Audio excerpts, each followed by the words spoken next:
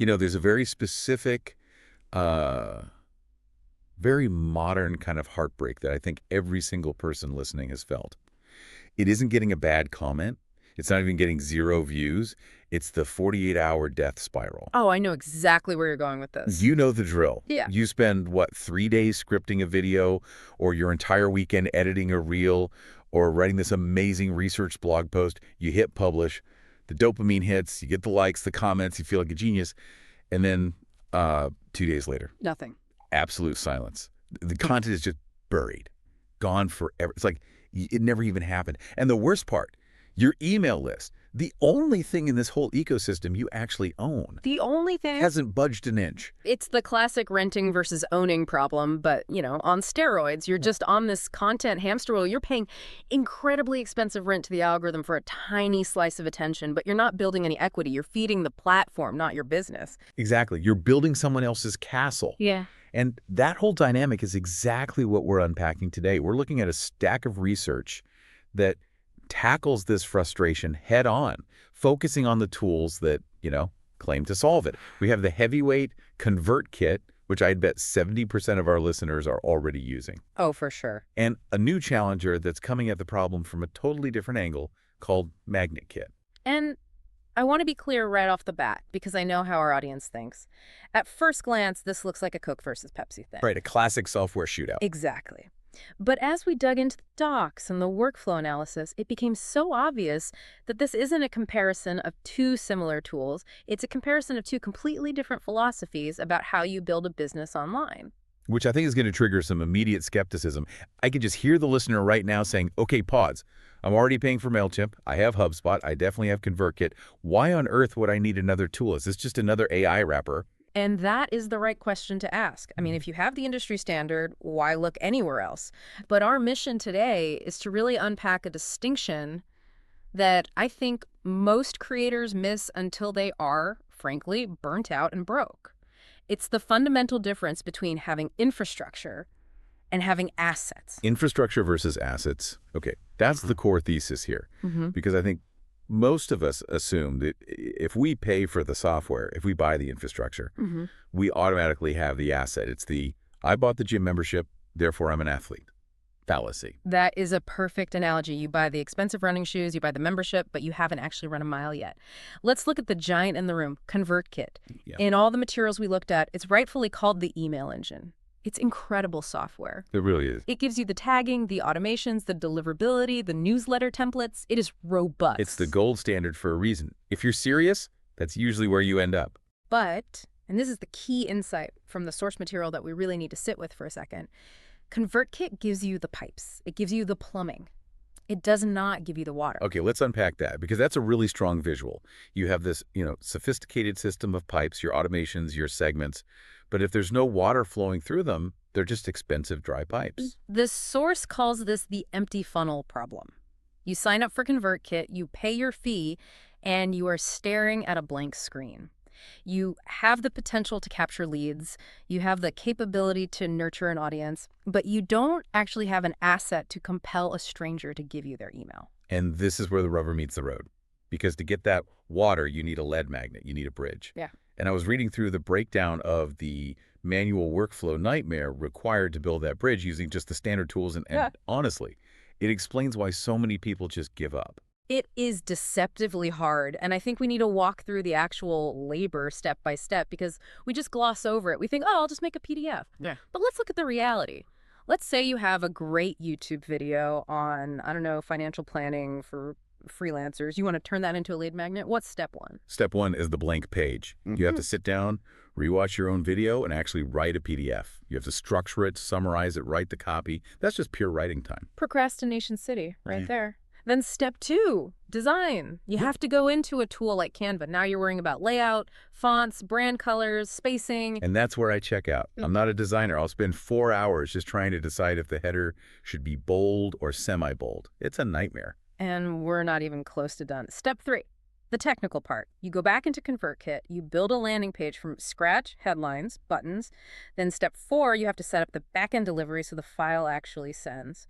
And then step 5, if you're doing it right, you need to write a, 3 to 5 email nurture sequence to welcome them? So we're talking about, realistically, 2 or 3 days of work Minimum. for one single Yeah. lead magnet.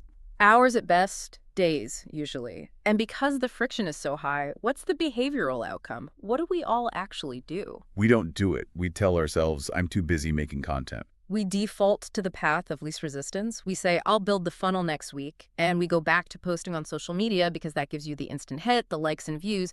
But we never build the bridge to the email list. We just keep posting into the void. That is the infrastructure trap. You feel productive because you're paying for the software, but you're stuck because the barrier to creating the actual asset is just too high. Which is where the challenger, MagnetKit, enters the picture. The source material calls it not a replacement for your email software, and that's crucial, but a collapser of workflow. Collapser of workflow, I like that. It sounds a little bit sci-fi, but it just compresses that time loop. How does it actually work? Because the claim and the documentation is pretty bold on the speed. It is bold. The mechanism is basically an input-output system. The input is content you have already created. You're not starting from scratch. You take the URL of that YouTube video or that blog post or that reel. That's your input. Okay, so sticking with our example, I take the link to my financial planning for freelancers video and I just paste it in. What's the output? In about 2 to 3 minutes, and the sources are all consistent on this, the system analyzes the content and generates a fully functional funnel. It writes and designs the PDF lead magnet. It builds the opt-in landing page with the copy written for you. It can even generate an interactive quiz.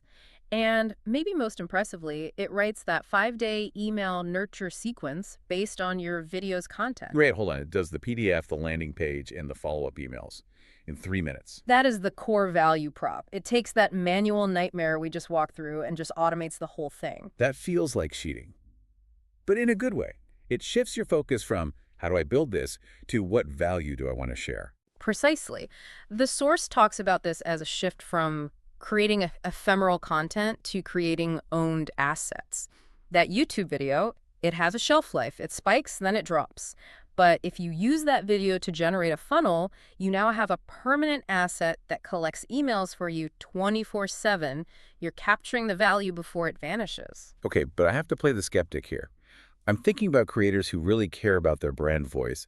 I can hear the listener yelling at their phone right now. It's AI. It's going to be generic robot text. Do people want a random PDF? Isn't this just more internet garbage? This brings us to the AI elephant in the room. And look, it's a valid concern. If the output is junk, it doesn't matter how fast you made it.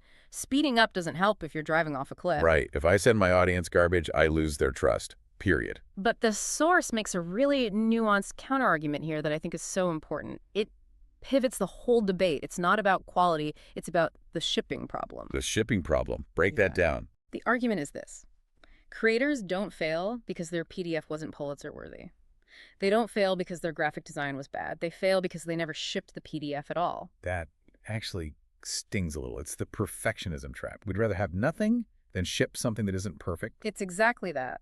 The source argues that audiences aren't looking for AI text, sure, but they are looking for a system. They want the checklist, the summary, the steps from the video they just watched. They want a bridge to go deeper. They don't care if the font was chosen by a human or an algorithm. They care if the value is accessible. So the logic is, it is better to have a B-plus lead magnet that actually exists and is collecting emails today than an A-plus lead magnet that just lives in your head for 6 months. 100%. And remember, the tool generates a draft. You can edit it, you can tweak the tone, add your own jokes, but the heavy lifting is done. The hurdle is gone. The source puts it this way. Mediocre output makes nothing matter, but the primary hurdle is just getting a bridge built. MagnetKit solves the shipping problem instantly. That's a huge mindset shift. It's about momentum. If you can create a funnel for every piece of content you make, you're playing a completely different game. Right. It lets you move from a scarcity mindset, I have to make this one thing perfect, to an abundance mindset. I can turn everything I do into an entry point for my business. Which brings us to the synthesis of all this, because we started with ConvertKit versus MagnetKit. But if you look at how they actually function, the versus is totally misleading. It is. It's not a cage match. They aren't trying to kill each other. In fact, if you try to use one without the other, you're missing half the equation. So let's define the winning stack. How do these two actually fit together in a real workflow? The source describes them as complementary forces. Think of ConvertKit or MailChimp or HubSpot, whatever you use, as the destination. It's your database. It's where you nurture the relationship long term. It is the email engine. It handles what happens after the opt-in. Okay, so it's the warehouse for your audience, the library. Right. And MagnetKit. MagnetKit is the funnel generator. It's the manufacturing plant. It's the tool that creates the opt-in in the first place. It creates the funnel that feeds ConvertKit. I see. So you're not replacing your CRM.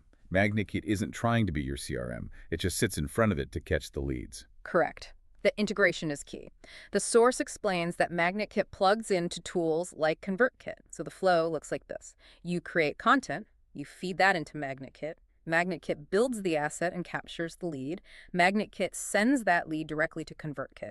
And then ConvertKit nurtures them into clients. Content to MagnetKit to ConvertKit to clients. That's a complete ecosystem. And you aren't forcing one tool to do a job it wasn't designed for. ConvertKit wasn't designed to generate PDFs from YouTube videos. And MagnetKit isn't designed to manage a list of 100,000 people. So who is this actually for? Because creator is a pretty broad term. The source identifies a specific persona that gets the most out of this. It's people selling expertise, coaches selling programs, consultants booking calls, educational YouTubers, podcasters like us. People who are in the business of teaching something. Exactly. If you're sharing knowledge, your audience wants to save that knowledge. They want the cheat sheet, the 5-day course. If you're a vlogger just showing your daily life, maybe a PDF isn't the right fit. But if you're teaching, it's high value. It also mentioned agencies, which I thought was interesting.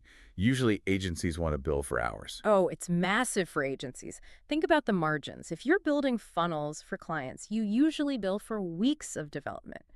With this, you can deliver a finished funnel in minutes. You can charge for the value of the funnel, but your cost to produce it drops to near zero.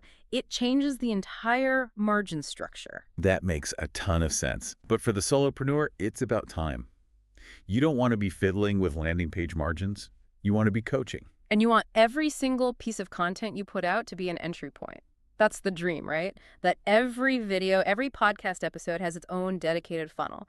Before, that was impossible. Now it's a copy-paste job. It really changes the math. Instead of, I hope this goes viral, it's, I know this will capture leads. It moves you from a media business model, which is chasing views, to a direct response model, which is building a list. And in the long run, the list is the only thing you actually own. The algorithm can change tomorrow, but your list is yours. So let's bring this home. If you're listening and you're feeling that infrastructure trap, you've got the shiny tools, but you're not seeing the growth, what is the main takeaway? The main takeaway is that you do not need more content. I know that sounds wrong. We're told to post more, feed the beast. But the source material suggests volume isn't your problem. Your problem is you lack a bridge. You're building islands of content with no bridges connecting them to the mainland. Exactly. You need a mechanism that connects the viewer to your subscriber list. The solution proposed here is just simplicity. Paste one link, get a funnel, start owning your audience. Don't overthink it. Just ship. And I think that's such a liberating message. It gives us permission to stop being perfectionists and start being builders.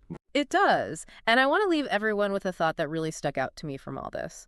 We often think of our business in these very linear terms.